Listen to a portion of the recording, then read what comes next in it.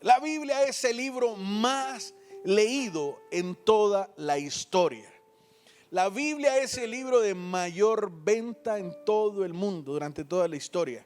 Y también la Biblia es el libro más traducido a todas las lenguas, como ningún otro libro ha sido traducido en la historia. La Biblia dice en 2 de Timoteo capítulo 3, versículo 16, toda escritura está inspirada por Dios. Por eso es que la palabra de Dios tiene tanto peso y tiene tanta veracidad, a pesar de la historia, a pesar de que han habido complots contra la palabra del Señor, a pesar de que la han prohibido en algunos países, en algunas naciones, algunos imperios. Pero nada puede detener la palabra de Dios, porque lo que viene de la boca de Dios, ¿quién podrá callarlo? Amén. Han surgido grandes revistas, importantes revistas, como esta revista Time, que es muy conocida en el mundo, se produce en Estados Unidos, y que han puesto algunas de sus portadas como esto: ¿es la Biblia un hecho real o es una ficción? Y muchas otras cosas que intentan sembrar una semilla de duda en la mente y en el corazón de la gente. Pero yo quiero hablarle hoy de algunos aspectos. Mire bien, hoy necesito toda su atención. Lo prometo no sacarle tarde. Yo sé que algunos de ustedes ya tienen la sopita lista. No sé, hermana Elba, ¿qué sopa tiene hoy? ¿De qué? ¿De res? De gallina india, gloria al Señor, amén. Y yo sé que no los voy a sacar tarde para que vayan a disfrutar su sopita hoy o lo que tienen, pero quiero toda su atención. Hoy voy a hablarles de algunos hechos históricos, muchos datos. No es un mensaje así pero es muy importante todos los datos que usted también va a poder averiguar o buscar por su propia cuenta. Pero yo quiero decirles hoy por qué podemos confiar en la Biblia. Y bueno, número uno, podemos confiar en la palabra del Señor porque es precisa históricamente. La palabra del Señor es precisa. A través de la historia vemos y sigue siendo precisa. La palabra del Señor es precisa doctrinalmente, teológicamente, es precisa respecto a lo moral y a lo ético. No hay en el mundo ninguna instrucción respecto a lo moral y a lo ético como en la palabra del Señor. Hay muchas culturas, hay muchos aspectos culturales que se han ido modernizando, pero si alguien quiere mantener una cultura, una ética, una moral que se conserve durante los años, durante las generaciones, no hay otra línea más que la que está en la palabra del Señor. Amén. Pero la palabra del Señor es también precisa históricamente. Mire bien esto: Dios no puede mentir. Si hay algo que Dios no puede hacer, es mentir. Dios no puede mentir. Y si algo estuviera mentiroso en la Biblia, automáticamente esta dejaría de ser la palabra del Señor, porque Dios no miente. Dice Hebreos capítulo 6, versículo 18. Léalo conmigo. Porque es imposible que Dios mienta. Vamos a ver cuántos hermanos vinieron a la iglesia hoy, que lo lean conmigo. Cuenta de 3. 1, 2, 3. Porque es imposible que Dios mienta. Si este libro tuviera algo, una sola palabra de mentira, esta no sería la palabra del Señor. Mire lo que dice Salmos capítulo 33, versículo 4. También lo leemos, cuenta de 3. 1, 2, 3. Pues la palabra del Señor es verdadera. ¿Y cómo lo sabemos? Pues una de las formas, porque hay muchas. Una de las formas en que encontramos que la palabra del Señor es verdadera es a través de la historia. ¿Cómo prueba la historia que algo es verdadero? Bueno, la historia dice que algo es verdadero cuando tiene en cuenta el relato de testigos oculares, cuando se toma el testimonio de alguien que estuvo allí, no solamente alguien que escuchó algo, de alguien que dijo algo, de otro que vivió algo, sino que toma el relato de alguien que estuvo allí. Esa es una de las pruebas de que una historia tiene verdades. Y la Biblia está llena de pasajes, de momentos que fueron escritos por gente que vivió en la historia. Y obviamente no voy a poder mencionar todos estos hechos, pero por ejemplo Moisés, él estuvo ahí. Él vio cuando el mar se abrió en dos y el pueblo pudo caminar en seco y atravesar ahí. Josué estuvo presente cuando los muros de Jericó se derrumbaron, cayeron después de que gritaron. Y los discípulos, por ejemplo, también estuvieron con Jesús. Caminaron con él mientras les enseñaba, pero estuvieron con él el día de su crucifixión. Lo vieron clavado en la cruz. Y unos días después, mientras ellos estaban escondidos allá todos tristes, el Señor Jesús se les apareció, no a uno de ellos, sino a todos ellos. No por un ratito, sino que por varios días estuvo con ellos, caminó con ellos, comió con ellos. Ellos tocaron sus heridas, escucharon sus enseñanzas y caminaron con él nuevamente. Varios de ellos, y algunos de ellos recopilan las historias. Marcos, Lucas, Juan, y todos ellos cuentan sus historias diferentes, las escribieron. Y saben que todas concuerdan perfectamente, porque gente es la historia y es el testimonio de gente que vivió las situaciones como testigos oculares de lo que sucedió ahí. Pero quiero explicarles algo que va un poco más allá al antiguo. ¿Cómo sabemos que los textos del Génesis, de Éxodo, de Levítico, de todo esto que data de miles de años, sigue siendo verdad hoy? Y que nadie en el camino se tomó una leche mala en la noche y le pegó fiebre, y al siguiente día que le tocaba copiar la Biblia le escribió algo mal. Porque ¿cuántos de ustedes fueron a un examen enfermos? Y uno no sabe lo que copia, ¿verdad? Lo que escribe. ¿Cómo sabemos que en el camino nadie se equivocó en la traducción de la Biblia o en la escritura de la Biblia, y que lo que tiene usted hoy es fidedigno respecto a lo que escribieron en aquellos tiempos? Bueno, quiero explicarles algo. En aquellos tiempos existía una profesión, un oficio que se llamaba copistas o los escribas. En el Nuevo Testamento es muy común escuchar acerca de los fariseos y de los escribas. ¿Alguno de ustedes lo ha notado? Y entonces los escribas eran este oficio de personas que se dedicaban a transcribir algunos libros, algunas historias, documentos históricos y todo eso. Y ellos tenían una regla, tenían un protocolo y un parámetro bastante estricto. Y estoy hablando desde el Antiguo Testamento. Ellos tenían, por ejemplo, cuando encontraban una piedra o un papiro, porque la escritura fue evolucionando, y ellos se encargaban de hacer una copia literal.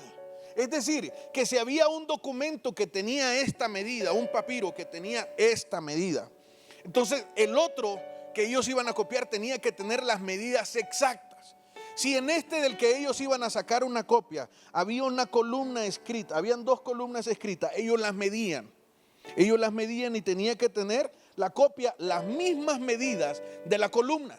Y si aquí habían 10 letras, de izquierda a derecha, si habían 10 letras, acá en la copia también, en esa columna, tenían que haber 10 letras. Es más, ellos no copiaban por palabras, sino que copiaban letra por letra, de tal manera que ellos tenían una ¿cómo se llama cuando uno guarda las cosas? Cuando uno tiene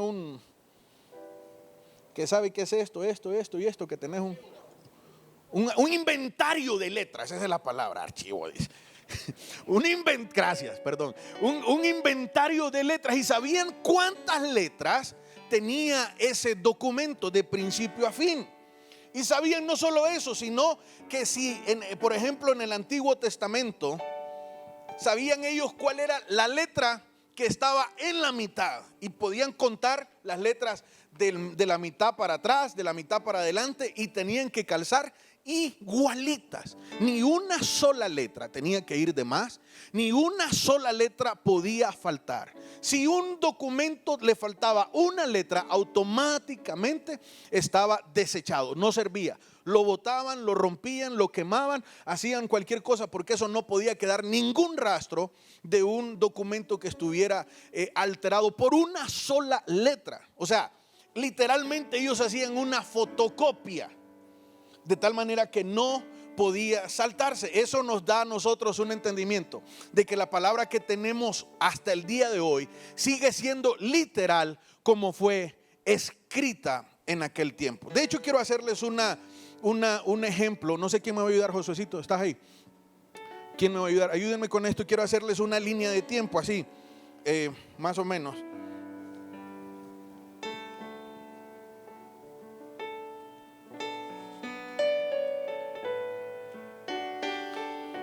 Mire, supóngase que esta es una línea de tiempo y nos vamos a ir a la historia, y en la historia vamos a colocar a Jesús acá. Este es lo que partió la historia, el año 0, antes de Cristo y después de Cristo. Y entonces, hasta este momento, digamos que este es el año 900 después de Cristo.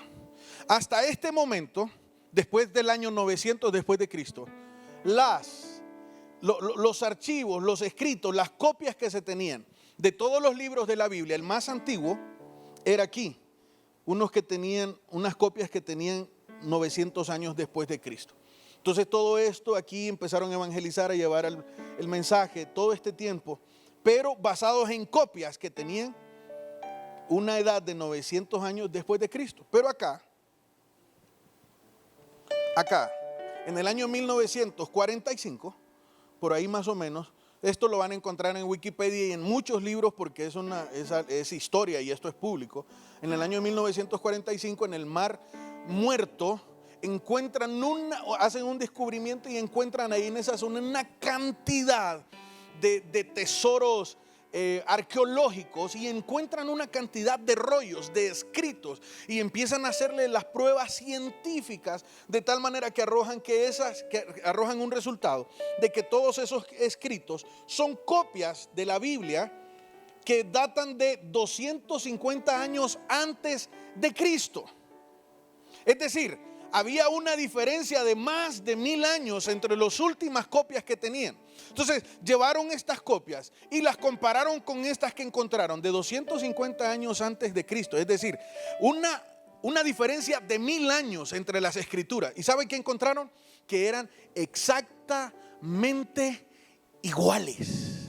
Que todas estas que habían tenido seguían siendo tan sensibles, tan literales como aquellas que todavía datan antes del nacimiento de Jesucristo. Entonces, la Biblia es confiable porque es precisa históricamente. Es decir, a pesar de que los años han pasado, cada Biblia que usted tiene sigue diciendo lo mismo que decía 250 años antes de Cristo. ¿Cuántos se alegran por eso? Eso es algo que me da confiabilidad en el libro que guía mi vida. Quédense ahí un poquito más. Mire bien esto. También en la arqueología, si nos vamos a la arqueología, por ejemplo, en el libro de los Hechos,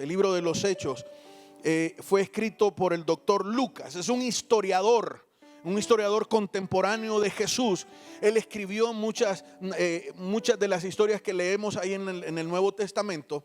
Y en el libro de los Hechos encontramos arqueología. El hombre menciona en todo el libro de Lucas, en todo el libro de Hechos, Lucas menciona 54 ciudades, 31 países y 9 islas. Y todos esos datos tienen una precisión histórica impresionante, que nos dan seguridad a la hora que nosotros leemos la palabra. No así, por ejemplo, con Aristóteles. Aristóteles usted le van a enseñar mucho en la universidad y hay mucha gente que sigue practicando su filosofía. Pero de Aristóteles se tiene un compendio de escrituras de él que datan de 1400 años. Es decir, desde que Platón escribió, desde que Aristóteles escribió la Oda de Aristóteles, hasta que se escribió la última copia, pasaron 1400 años en ese periodo, que ahí pudieron haber pasado muchas cosas. Y cuando llegaron a los 1400 años, solo habían 45 copias de lo que él había escrito. 45 copias. De Platón sucedió algo igual. Pasó una diferencia de 1200 años para ver las copias de lo que escribió Platón. Y Platón solo encontraron 7 copias. Pero cuando hablamos del Nuevo Testamento, cuando hablamos del contexto histórico de Jesús, la diferencia no son de 1400 años como Aristóteles, ni de 1200 años como Platón, sino una diferencia de 30 años. Es decir, cuando Lucas escribió acerca de Jesús, cuando Mateo escribió acerca de Jesús, todos ellos eran contemporáneos de Jesús y la diferencia solo eran de 30, 35 años. Y no habían 49 copias, hay más de 2500 copias exactas, literales de todo lo que sucedió en los tiempos de Jesús. Le estoy hablando de los escritos bíblicos, de copia de la Biblia. No le estamos tomando en cuenta aquí las historias, las narraciones de los que fueron emperadores, de los que fueron reyes, de los políticos, de la gente prominente en ese entonces. Todo eso que está fuera de la Biblia también narran y dan fe de lo que leemos en las Escrituras, que las enseñanzas de Jesús que encontramos aquí están hoy tan literal como en ese entonces. Así que yo le doy gracias a Dios por eso. Gracias, jóvenes, pueden tomar su asiento, por favor. Mire, gracias. En la arqueología hubieron historiadores en una temporada que dijeron que no estaban seguros de que Salomón realmente hubiera existido, que pensaban que probablemente pudo haber sido una historia que se mencionaba en la Biblia nada más. Porque en la Biblia hablaba de los establos de Salomón, que hablaba de que Salomón tenía miles de caballos. Y entonces decían, ¿cómo es posible que la Biblia diga que había un hombre que tenía miles de caballos cuando en ese entonces no habían caballos, sino en ese lugar solo habían camellos? Pero hubo un descubrimiento en Megiddo hace un tiempo, donde arqueológicamente comenzaron a excavar y descubrieron miles, literalmente miles de establos en el lugar exactamente donde dice la Biblia que estaba radicado Salomón, y que se llamaba la ciudad, la ciudad se llamaba Los Carros de Salomón, hablando de los establos donde él guardaba sus miles de caballos. Y encontraron ahí osamentas de animales, no de camellos sino de caballos. Entonces los historiadores dijeron, bueno, perdón, estábamos equivocados. La Biblia sí tenía razón, aunque no teníamos argumentos. Un día lo descubrimos y encontramos que sí, la Biblia tenía razón. Otro argumento es algo que se menciona acá en el Nuevo Testamento, en todos los primeros libros de la Biblia. Hay un imperio que la Biblia menciona más de 60 veces, hermano Moncho. Más de 60 veces, el imperio de los hititas. Entonces los historiadores venían, leían el imperio de los hititas, y entonces iban al mundo y decían, el imperio de los hititas, aquí no hay nada. Iban a esta zona y decían, no hay nada. ¿Qué es los hititas? ¿De dónde salen? ¿Cómo la Biblia dice los hititas y no hay nada? No tenemos ningún rastro de ellos, no existen. Y entonces los historiadores dijeron, la palabra es un invento. La Biblia es un invento porque está mencionando cosas que no conocemos, que nadie vio, que nadie puede dar fe. Y entonces sucede que en el año 1900 los arqueólogos descubren un lugar con más de 10,000 tablillas como estas. Más de 10,000 tablillas. ¿Sabe qué contenía? Los archivos nacionales del imperio de los hititas, de los que decía la Biblia más de 70 veces hace miles de años, que los historiadores decían no existe. Hoy los encuentran y dicen, sí existieron los hititas que decía la Biblia. ¿Cómo es? Por eso la Biblia puede ser confiable, porque sus escritos, sus datos, aunque sean de allá muy antiguos, los hemos podido comprobar en cada temporada. Y al día de hoy todo lo que dice la Biblia se ha descubierto al pie de la letra. Por eso la Biblia es confiable, porque es precisa históricamente. Pero número 2, La Biblia también es confiable porque es precisa históricamente, científicamente. Esta es la palabra, científicamente. Esta parte me emociona y obviamente no soy un estudioso de la materia. De repente no tengo todo el lenguaje correcto y amplio para explicárselo. Pero voy a tratar de explicarle como si le explicara a mis hijos. Una de las cosas es que la Biblia nunca ha estado en contra de la ciencia. Nunca la Biblia ha estado en contra de la ciencia. Todo lo contrario. La ciencia se ha sustentado en los hechos que encontramos en la Biblia. Y algunas cosas en algún momento estuvieron que parecía que la Biblia estaba equivocada o que se contradecía con la ciencia. Pero cada una de ellas ha venido cambiando. Es decir, en algunos momentos la ciencia decía, no, esto contradice la Biblia.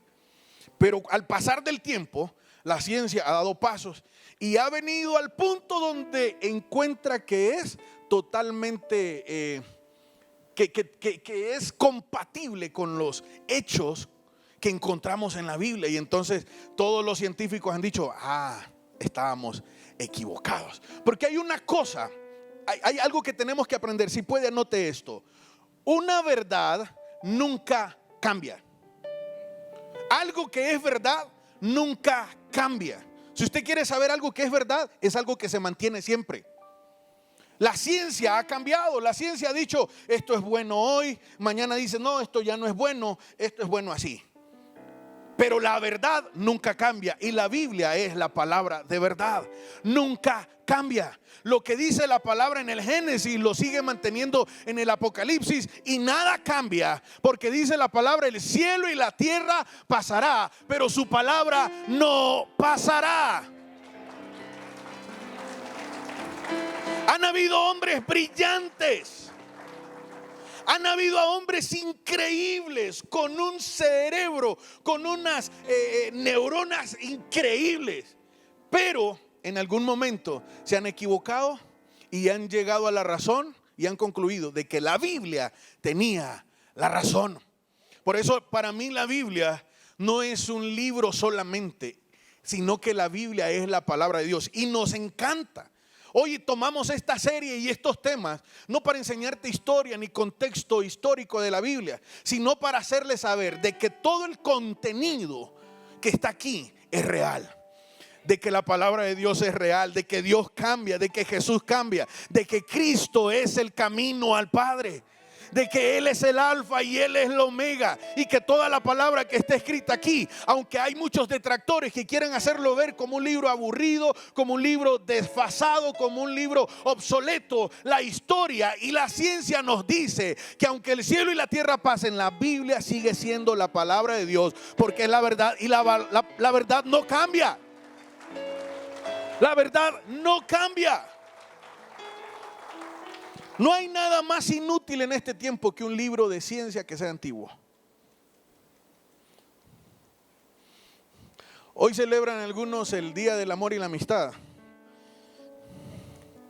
Y hay muchachos que le regalan un peluche y una rosa a la muchacha. Si no te da después del amor y la amistad, no le hagas caso. Ese es lo que quieres, otra cosa.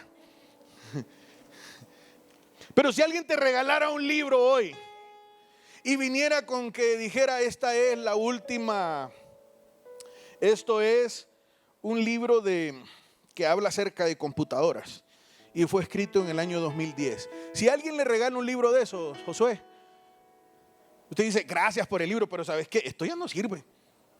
Está desfasado, está obsoleto. Porque todo lo que tiene que ver con ciencia, hoy es bueno y mañana ya hay algo mejor que supera lo que había habido ayer.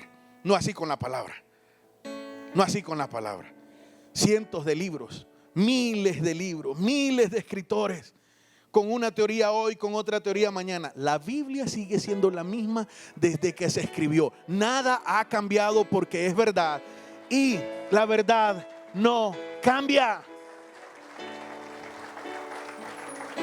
Hay una famosa biblioteca en París, que es la biblioteca con libros históricos más grande del mundo. Entonces dicen que tiene tantos libros que si usted agarra todos los libros, Présteme otro libro, présteme otra Biblia, présteme esta. Y agarra todos los libros y los comienza a poner así, en línea. Todos los libros que tiene esa biblioteca y comienza a ponerle otro. Usted llega a hacer una línea o una longitud de 5.5 kilómetros de libros de ciencia que ha habido en el mundo. Todos ellos desfasados, desactualizados y obsoletos. 5.5 kilómetros de libros de grandes hombres, de grandes científicos, de grandes doctores, con teorías desfasadas y obsoletas. ¿Sabe cuánto es 5.5 kilómetros? Lo medí. Desde aquí de la iglesia hasta el Instituto Central Vicente Cáceres hay 5.5 kilómetros. Haga usted una línea de libros, de ciencia, de científicos, de grandes hombres, muy inteligentes, prominentes, pero que sus teorías están desfasadas. Pero yo tengo un solo libro, que pueden pasar los años y sigue siendo vigente. Este no es cualquier libro.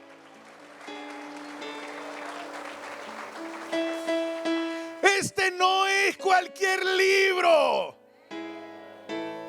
Por eso es que un cristiano debe de conocer su Biblia. Un cristiano que no tiene Biblia, que no lee su Biblia, no sabe en quién ha creído, no sabe quién ha confiado.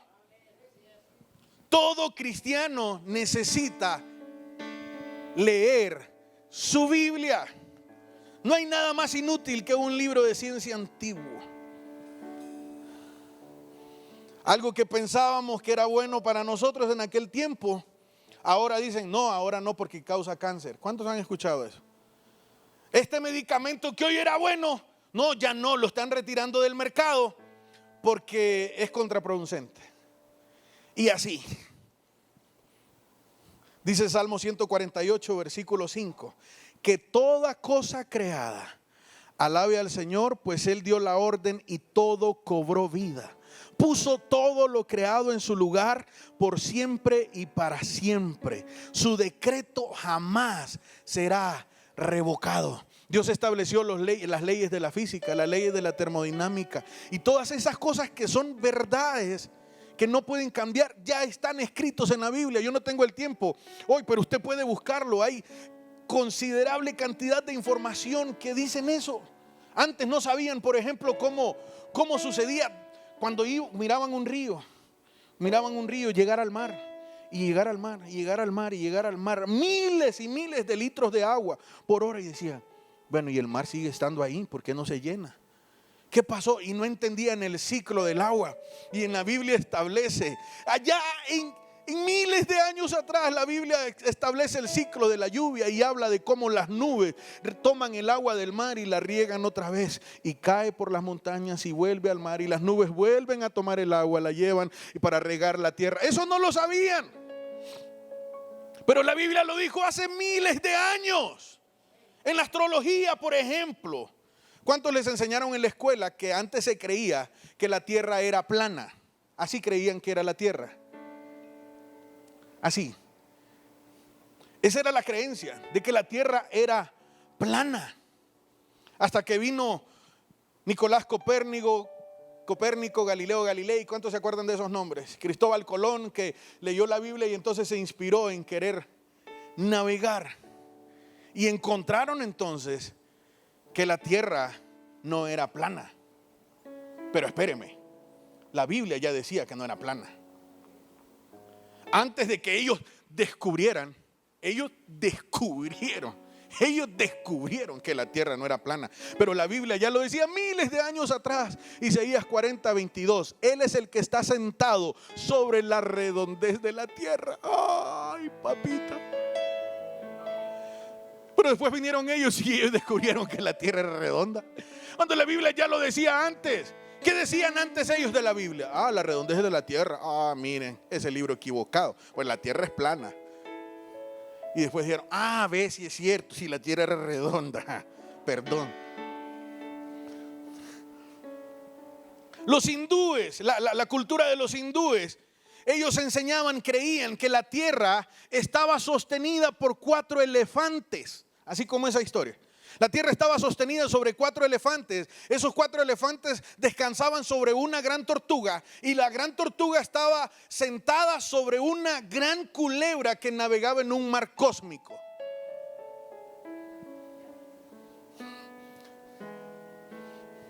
Los griegos pensaron, o ellos entendían, de que la tierra estaba sostenida por un gran gigante que se llamaba Atlas, y que ese gigante sostenía la tierra. Los griegos, el imperio griego. ¿Sabe que los griegos han sido en uno de los imperios de las razas más estudiadas, más entendidas, más estudiosos en todas las materias? Pero ellos, con su estudio, llegaron a creer que un gigante llamado Atlas sostenía la tierra. Pero miles de años antes de que ellos dijeran esas historias, mire lo que dice la palabra. Job, capítulo 26. Usted sabe que Job es el primer libro de la Biblia. Cronológicamente Job es el primer libro de la Biblia.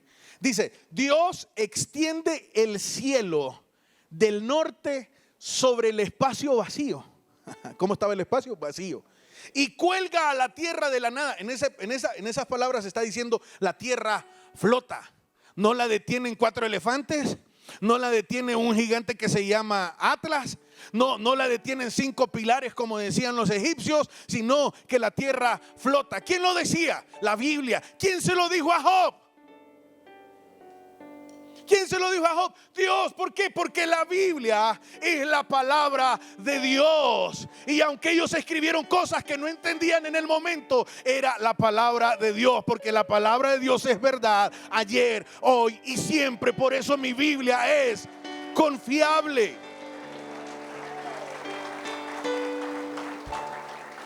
En las estrellas, en los tiempos de Jesús, allá antes de Jesús, 150 años antes de Jesús, alguien se tomó la tarea de contar las estrellas. Y dice la historia que habían contado las estrellas. Usted se imagina, ¿verdad? Se pudieron la tarea de contar las estrellas. ¿Sabe cuántas contaron? 1000.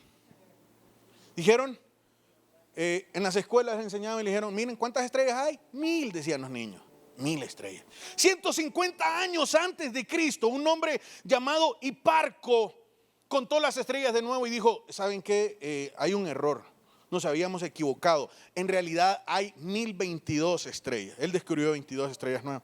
Y 150 años después de Jesús, dijo otro: mire, hicieron un cónclave, hicieron una reunión y dijeron, trajeron a todos los astrólogos y dijeron: miren, tenemos nueva información. No son 1022 estrellas, son 1026. Él encontró 4 más. 150 años después de Jesús.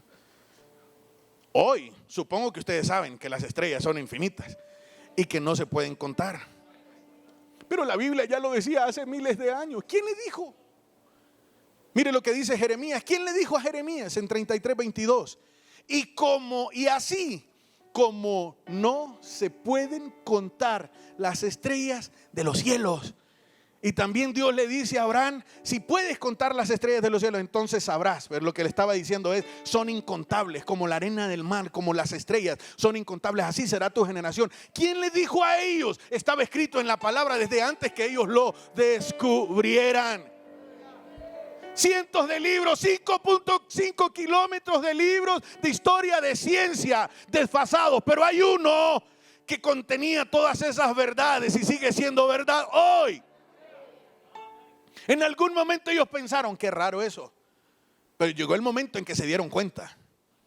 En algún momento ustedes que están aquí dicen: qué raro, la Biblia realmente creo que eso del arrebatamiento, creo que eso de la venida de Cristo, no. Pero en algún momento te vas a dar cuenta, como ellos, lo que decía la Biblia.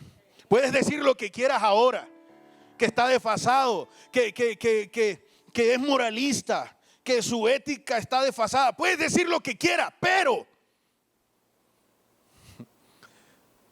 no se equivoca. Lo que fue verdad ayer sigue siendo verdad hoy. Lo que es verdad hoy seguirá siendo verdad mañana. George Washington, hoy lo dije bien, ¿verdad? Porque en la mañana dije George Bush y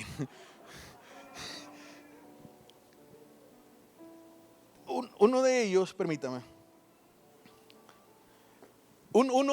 ese presidente incluso estaba padeciendo de neumonía y los doctores dijeron: tenemos que sacarle más sangre. Y el presidente se puso más enfermo y le sacaron más sangre, hasta el punto que se murió. Porque la creencia era que entre más enfermo, más sangre tenían que sacarte. Todo lo contrario de hoy. Porque la ciencia cambió. La verdad de Dios se mantiene, pero la ciencia se va actualizando. La verdad de Dios no cambia. Sigue siendo actualizada el día de hoy. No cambia. Entonces los médicos dijeron, no hombre, ahora es al revés. ¿A cuántos han tenido un familiar hospitalizado? Y entonces le dicen, necesitamos 2 pintas de sangre. Una pinta de sangre porque él está enfermo, está débil y necesitamos que se revitalice, que se refortalezca. ¿Y qué hacen? Le ponen más sangre. Todo lo contrario. Y antes le sacaban la sangre. Pero dice Levítico, debieron haber leído la Biblia antes, ellos, miles y miles de años antes. Dice Levítico capítulo 17 versículo 11, la vida de toda criatura está en la sangre. Si ellos hubieran leído eso, hubieran entendido que era malo sacarle la sangre a la gente. Pero la Biblia ya lo decía antes. No lo comprendían en ese momento, como hay cosas que usted no comprende ahorita, pero que se lo va a dar cuenta después. Espero que no sea demasiado tarde. Amén. De hecho, la gente ni siquiera sabía que la sangre circulaba por el cuerpo, Josué. Hasta el año de 1650, hasta ahí se dieron cuenta que la sangre caminaba, viajaba por todo el cuerpo. ¿Qué cosas? Todos se han puesto en contexto con el concepto de la plaga bubónica, de la peste bubónica que sucedió en el año de 1350, una pandemia. Ahorita en tiempos de coronavirus seguro lo han escuchado. Fue una plaga, una peste que mató en Europa a 1 de cada 4 habitantes en Europa lo mató. ¿Por qué? Porque la gente se contagiaba de la peste bubónica, se iba para la casa y se quedaban ahí. Y entonces traían a la abuelita, al tío, al hijo y todo el mundo los cuidaba. A la siguiente semana todos ellos aparecían enfermos y lo llevaban donde otro tío, donde otro sobrino, donde otro amigo a cuidarlo, y la familia de aquel se contagiaba. Y entonces un montón de gente murió porque se contagiaban. No entendían cómo funcionaban los gérmenes. No sabían cómo funcionaban las infecciones, no entendían, los médicos no manejaban esos conceptos. Pero miles y miles de años atrás, la Biblia establece algunos récords. Allá en Levítico, que Dios le dice a Moisés, le dice, cuando una persona esté enferma, Levítico capítulo 13, versículo 4. Cuando una persona está enferma de lepra, que era una peste, que era una infección, que se pasaba igual que el COVID, igual que la peste bubónica. Cuando una persona esté enferma, pónganla en cuarentena durante 7 días. Y el siguiente versículo sigue diciendo, y si sigue enfermo después de 7 días, pónganlo 7 días más. Cuarentena. Ningún otro libro sabía que era cuarentena. En la Biblia aparece miles y miles de años antes de la peste bubónica. ¿Qué dice? Que la palabra de mi Dios es vigente. Es vigente. Alguien puede decir aleluya.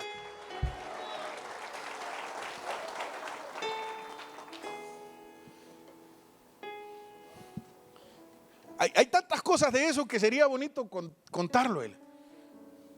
Pero vamos a tener un discipulado próximamente en este año y vamos a hablar de algunas cosas de estas como de escatología bíblica también. Porque la tercera cosa que ya no puedo enseñarles hoy es acerca de que la Biblia es confiable porque es precisa proféticamente.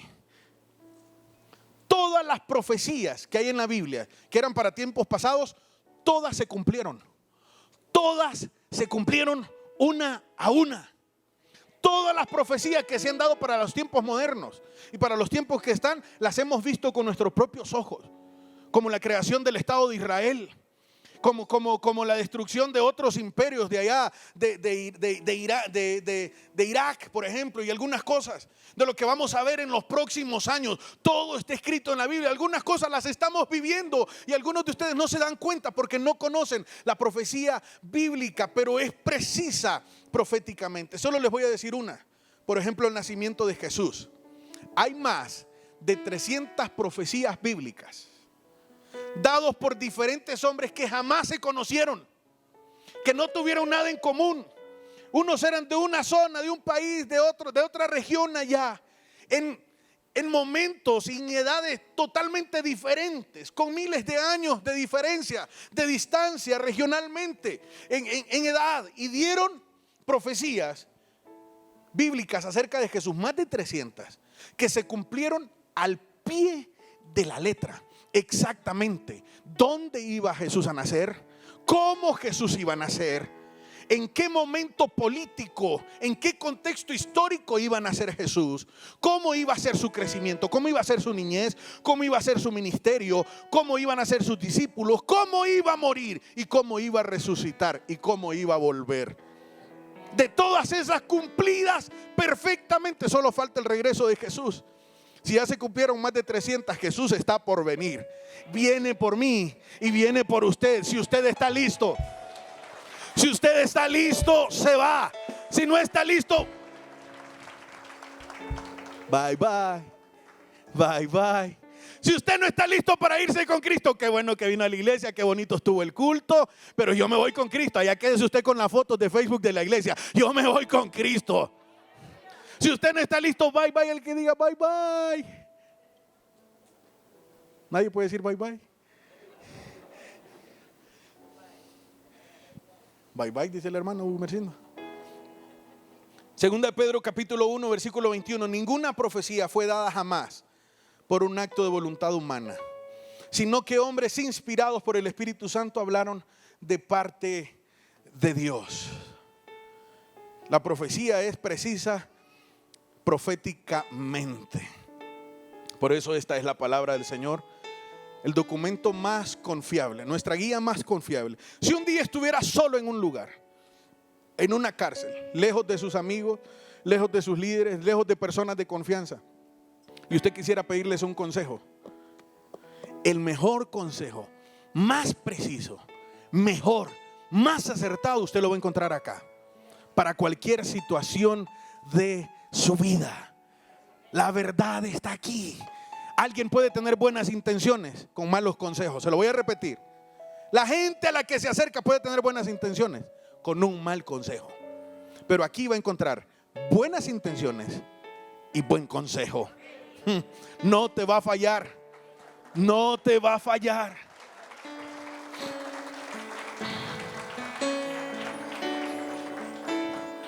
Si usted le tocara observar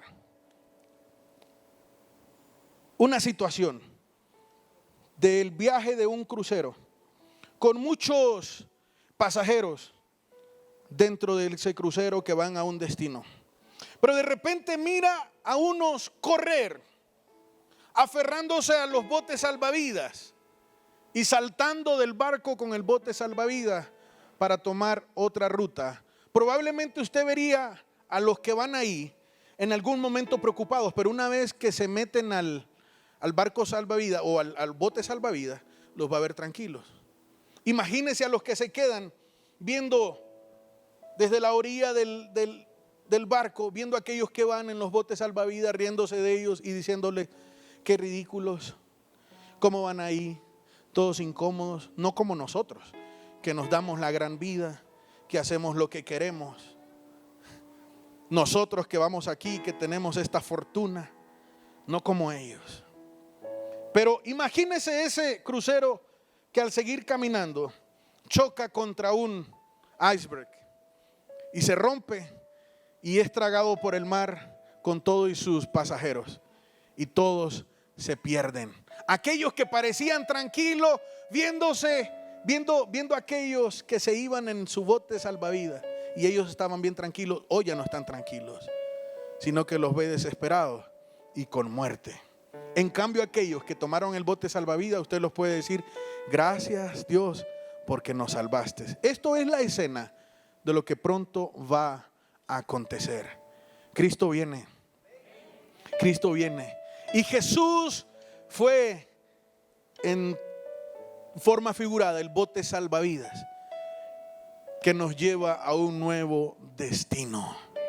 Algunos de ustedes pueden seguir con su vida, con sus acciones, con sus hábitos, con sus propios placeres en este gran barco de la vida. Y pueden vernos a nosotros con desprecio, con risa, con burla, porque nosotros tenemos un bote salvavidas.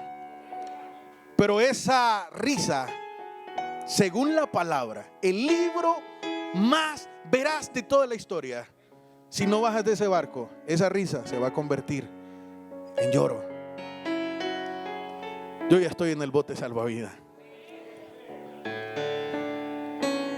Mi familia está en el bote salvavidas. Yo voy a un destino seguro, a un puerto seguro. ¿Quién me dirige esta palabra? Es mi brújula. Ella me da dirección. Es mi brújula.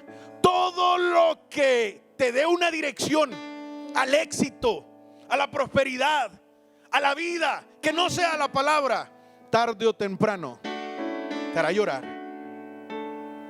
Pero yo estoy seguro. ¿Cuántos de aquí están seguros?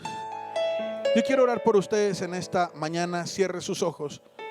Todos los que están aquí, los que están en casa también. Déjeme orar por usted. Padre, en el nombre de Jesús, gracias por tu palabra.